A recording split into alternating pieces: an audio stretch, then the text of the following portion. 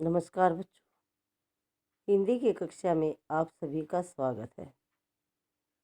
देखिए, अब तक हमारी जो भी परीक्षाएं हुई हैं वे सभी 50 नंबर में से ली गई है। लेकिन अब 3 फरवरी से हमारी पूर्वावकाश परीक्षा आरंभ होने जा रही है और वह परीक्षा 80 नंबर में से ली जाएगी। ठीक है, तो अब उस परीक्षा के लिए, पूर्वावकाश परीक्षा के लिए हमारा सिलेबस पूरा हो चुका है और अब हम एमटीपी के माध्यम से हम दोहराई करवाएंगे।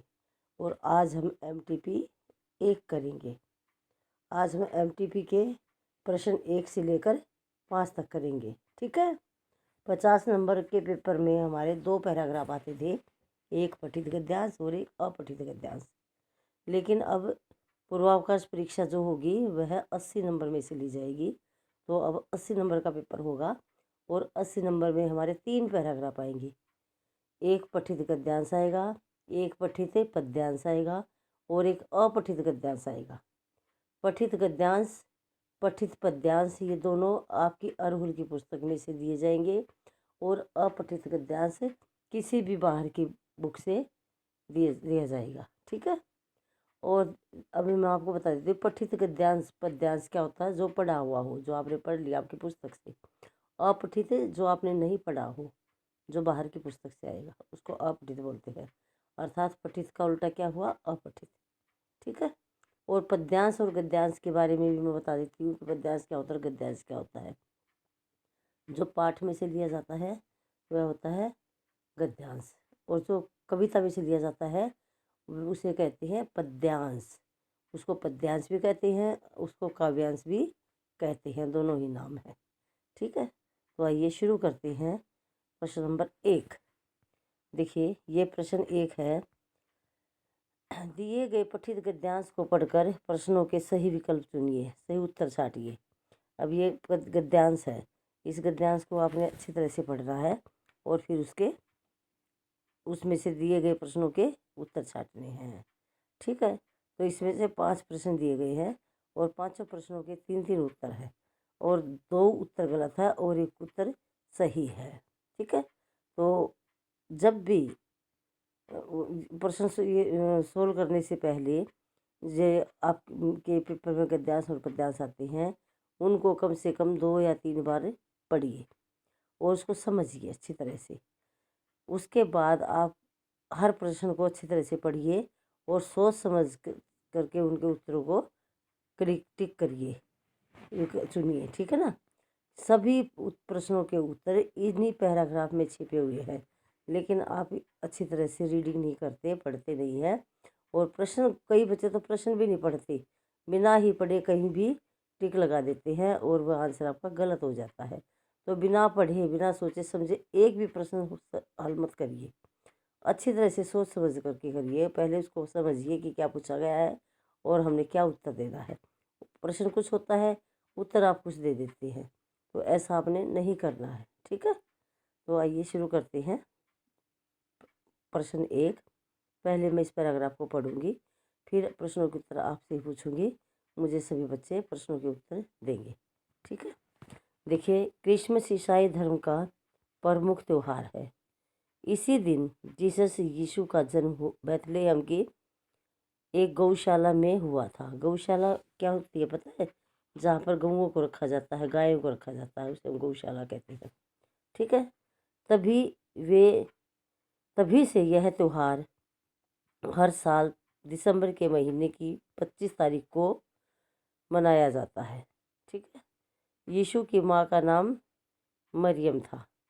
बैतलहम में जहाँ यीशु का जन्म हुआ था, कुछ चरवाहे पास के खेत में भेड़ें चरा रहे थे। ठीक है, उसी समय एक विचित्र प्रकार के साथ एक देवदूत प्रकट हुए। कौन आए? देवदूत। देवदूत कौन होते हैं? कौन होता है देवदूत? देवों का दूत। ठीक है, उसने बताया कि तुम्हारे नगर में एक अनोखे बालक का जन्म हुआ है। ठीक है, अब देखिए, प्रश्न 1 है, क्रिसमस किन लोगों का त्यौहार है? ईसाई, मुस्लिम, हिंदू, किन का त्यौहार है? ईसाई लोगों का। ठीक है। अगला प्रश्न है, इस दिन किसका जन्मदिन होता है? श्री कृष्ण का, भगवान का, या जीसस का? किसका होता है? जीसस का। ठीक है। प्रश्न 3 है, यीशु की माँ का क्या नाम था? मरियम, राधा, या संतोष? क्या था? मरियम। अगला प्रश्न है चौथा, विचित्र प्रकाश के साथ कौन प्रकट हुए? कौन प्रकट हुए? मित्र, देवदूत, या अध्यापक? कौन प्रकट हुए? देवदूत। ठीक है। क्रिसमस दिवस मनाया जाता है कब? 25 दिसंबर को, 25 नवंबर को, या 25 सितंबर को? कब मनाया जाता है क्रिसमस दिवस? 25 दिसंबर को। अभी पिछले महीने मनाया था ना 25 दिसंबर को क्रिसमस दिवस। आपने वीडियो भेजी थी, क्रिसमस ट्री को सजाया था, मनाया था ना। ओके। अब ये था हमारा प्रश्न 1। ठीक है। अब हम करेंगे प्रश्न 2। प्रश्न 2 हमारा, दिए गए पठित काव्यांश को पढ़कर प्रश्नों के सही विकल्प चुनिए या प्रश्नों के उत्तर छाटिए। ये काव्यांश है जो कि एक कविता से लिया गया है। ठीक है। कविता से जो लिए जाती है उनको हम काव्यांश कहते हैं। तो देखिए, अब मैं पहले इसको रीडिंग करूँगी। हम नन्हे नन्हे बच्चे हैं, नादान उम्र के कच्चे हैं। कौन कर रहे हैं? बच्चे। बच्चे कैसे हैं? नन्हे नन्हे, छोटे छोटे। और उम्र के कैसे हो? नादान। बड़े नहीं भी छोटे छोटे ही हैं। नादान, जो छोटे छोटे बच्चे छोटे होते हैं उनको नादान कहते हैं ना, जिनको पूरी समझ नहीं होती वो नादान होते हैं। ठीक है। पर अपनी धुन के सच्चे हैं, जननी की जय जय गाएंगे, भारत की ध्वजा उड़ाएंगे। किसकी ध्वजा उड़ाएंगे? भारत की ध्वजा का अर्थ क्या है? झंडा। ठीक है।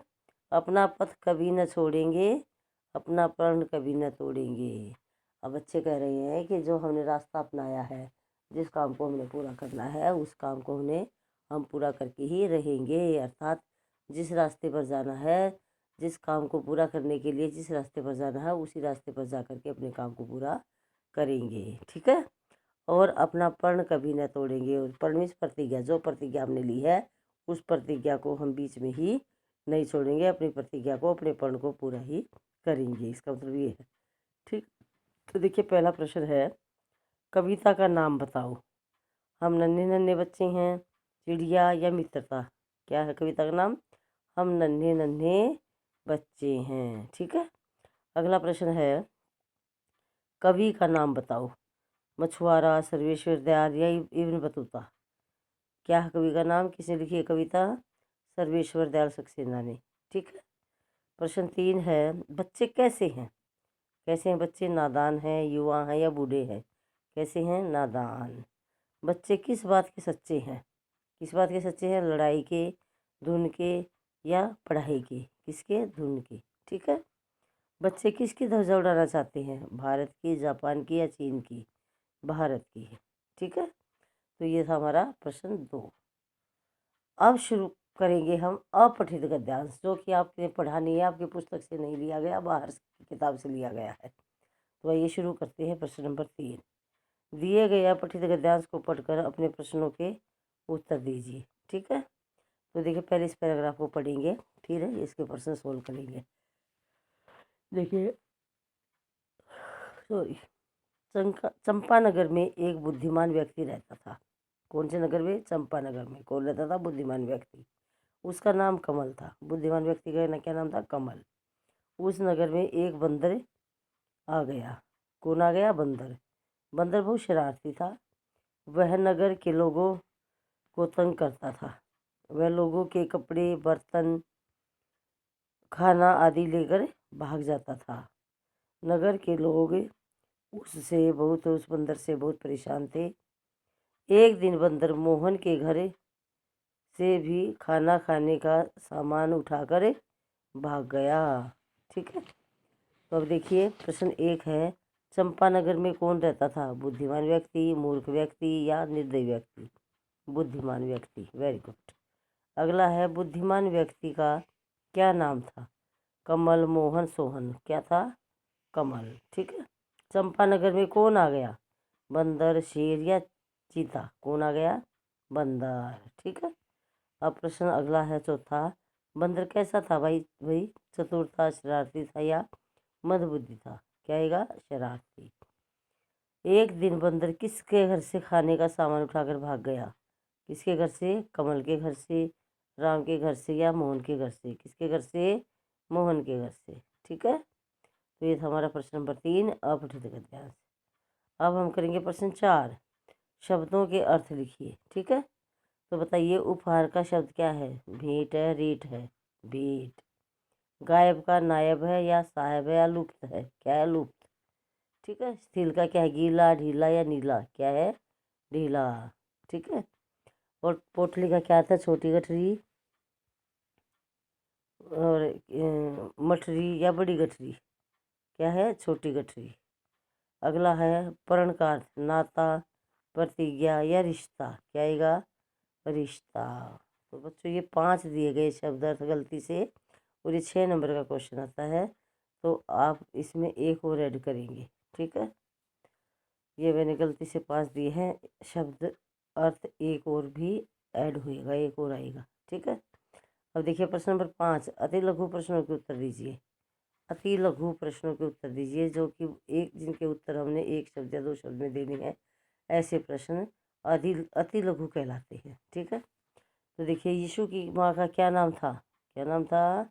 मरियम। ठीक है, क्रिसमस किस महीने में मनाया जाता है? कौन से महीने में? दिसंबर में। हाथ ने अपने आप को किस प्रकार बड़ा साबित किया? किस प्रकार बड़ा साबित किया? अपने सभी कामों के बारे में बताकर कि मैं क्या क्या काम करता हूँ। तो हाथ ने अपने सभी कामों के बारे में बता करके अपने आप को बड़ा साबित किया। ठीक है, तो बच्चों ये थे हमारे आदर्श प्रश्न पत्र के 1 से लेकर 5 प्रश्न। तो सभी बच्चे ये 5 के 5 के प्रश्न अपनी फेयर नोटबुक में सोल्व करेंगे। ठीक है, प्रश्न बीच में लिखेंगे और फिर साइड में उनके उत्तर लिखेंगे, और उत्तर लिखने के बाद हर उत्तर के बाद सब बच्चों ने पेंसिल से एक लाइन ड्रॉ कर देनी है। ठीक है, बहुत ही सुंदर सुंदर हैंडराइटिंग में काम करेंगे। ठीक है, तो आज हम इतना ही करेंगे, बाकी काम कल करेंगे। धन्यवाद, शुभ दिन।